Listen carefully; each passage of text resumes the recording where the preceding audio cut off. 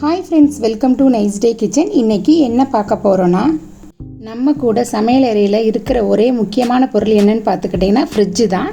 Fridge இல்லாத வீடே இல்லைங்க. எல்லார் வீட்லேயும் கண்டிப்பாக ஃப்ரிட்ஜு இருக்கும்.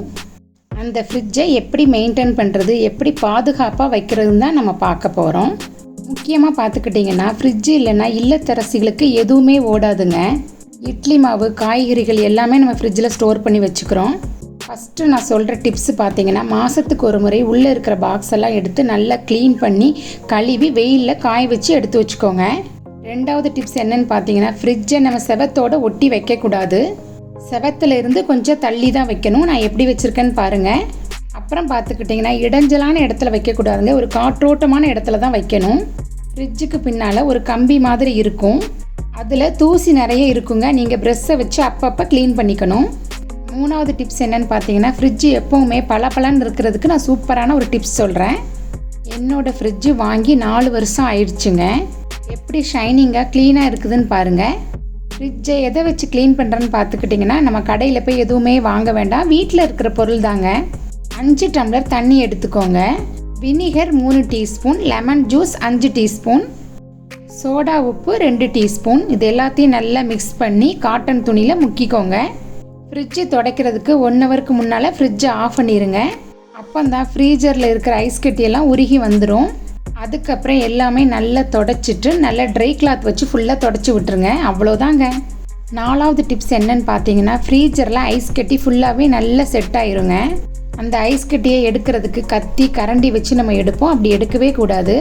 ஃப்ரீஜரில் இருக்கிற பொருளை எப்படி ஈஸியாக எடுக்கலான்னு பார்த்துக்கிட்டிங்கன்னா, ஃப்ரீஜருக்குள்ளே கல் உப்பை தூவி அது மேலே நீங்கள் எந்த பொருள் வைக்கிறீங்களோ வச்சிங்கன்னா ஈஸியாக இருக்கும் எடுக்கிறதுக்கு. ஃப்ரிட்ஜு வாங்கி செட் பண்ணும்போது எர்த்து கரெக்டாக இருக்கான்னு எலக்ட்ரிஷியனை கூப்பிட்டு செக் பண்ணிக்கோங்க. ஃப்ரிட்ஜுக்குள்ளே உங்களுக்கு தேவையான பொருட்கள் மட்டும் வைங்க, நிறைய அடைச்சி வைக்காதீங்க. 5வது டிப்ஸ் என்னன்னு பார்த்தீங்கன்னா, உள்ளே ஒரு பட்டன் இருக்குங்க. அந்த பட்டனை 15 நாளுக்கு ஒரு தடவை ப்ரெஸ் பண்ணிடணும். ஐஸ் எல்லாம் உருகி தண்ணியாக வரும். வேஸ்ட்டு தண்ணியெல்லாம் ஃப்ரிட்ஜுக்கு பின்னால் ஒரு பாக்ஸ் இருக்குங்க, அதில் வந்துடும். நம்ம அப்பப்போ எடுத்து க்ளீன் பண்ணிக்கலாம். இதை மறக்காமல் செய்யுங்க. அப்போ தான் ஃப்ரிட்ஜு சீக்கிரம் ரிப்பேர் ஆகாது. 6வது டிப்ஸ் என்னன்னு பார்த்தீங்கன்னா, ஃப்ரிட்ஜு வாங்கி 4 வருஷம் ஆகிட்டுனா டோரை மூடும்போது சைடில் ஒரு ரப்பர் மாதிரி இருக்கும். அந்த ரப்பர் லூஸ் ஆகிட்டா ஃப்ரிட்ஜு ரொம்ப கூலிங் கம்மியாயிருங்க. அப்போ கரண்ட் எல்லாம் வேஸ்ட் ஆகும். அதனாலையும் ஃப்ரிட்ஜு ரிப்பேர் ஆகுங்க. டோரை சாத்தும் போது கிரிப் இல்லாமல் இருக்குங்க, கொஞ்சம் திறந்த மாதிரியே இருக்கும். அதை சரி பண்ணணுன்னா ஃப்ரிட்ஜு மெக்கானிக்கலை கூப்பிட்டு நம்ம அதை சரி பண்ணிக்கணுங்க. இதை தான் நான் சொன்னேன். உங்களுக்கு தெரியுதான்னு பாருங்கள். ஓப்பன் பண்ணதுக்கப்புறம் இந்த ரப்பர் இருக்கும். ஃப்ரிட்ஜுக்குள்ளே மாவு அரைச்சி வச்சாலும் 3 நாள் அல்லது 4 நாள் தான் வச்சு யூஸ் பண்ணணும். ரொம்ப நாள் வச்சு யூஸ் பண்ணக்கூடாது. 6 மாதத்துக்கு ஒரு முறை ஃப்ரிட்ஜு மெக்கானிக்கலை கூப்பிட்டு காயில், காப்பரெல்லாம் சுத்தம் செய்யணுங்க. அப்போ தான் ஃப்ரிட்ஜு நல்லா சூடாகாமல் இருக்குங்க. அப்போ தான் சீக்கிரம் ரிப்பேர் ஆகாமல் இருக்கும். ஃப்ரிட்ஜு டோர் மேலே பார்த்துக்கிட்டிங்கன்னா ஸ்டார் இருக்கும் பாருங்கள். அது கண்டிப்பாக 5 ஸ்டாராக இருக்கணும். ஃப்ரிட்ஜு வாங்கும்போது அதை கண்டிப்பாக பாருங்கள். ஸ்டார் அதிகமாக இருந்தால் கரண்ட்டை நம்ம நல்லா மிச்சப்படுத்தலாங்க. வெளியூர் போகும்போது ஃப்ரிட்ஜை நம்ம ஆஃப் பண்ணிடணும். ஃப்ரிட்ஜுக்குள்ளே ஈரம் இல்லாதபடி எல்லாத்தையுமே நல்லா தொடச்சி எடுத்துடணும். ஈரத்தோட டோரை க்ளோஸ் பண்ணோம்னா உள்ளே ஃபங்கஸ் மாதிரி வந்துடுங்க. துர்நாற்றமும் அதிகமாக இருக்கும்.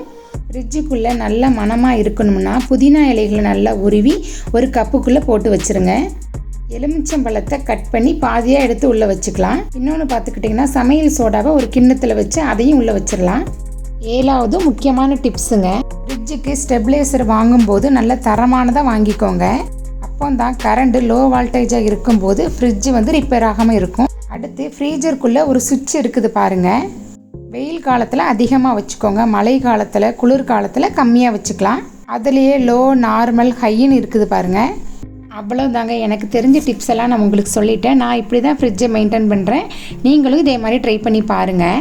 இந்த வீடியோ பிடிச்சிருக்குன்னு நினைக்கிறேன். பிடிச்சிருந்தா லைக் பண்ணுங்கள், ஷேர் பண்ணுங்கள், மறக்காமல் சப்ஸ்கிரைப் பண்ணிடுங்க. தேங்க்ஸ் ஃபார் வாட்சிங்.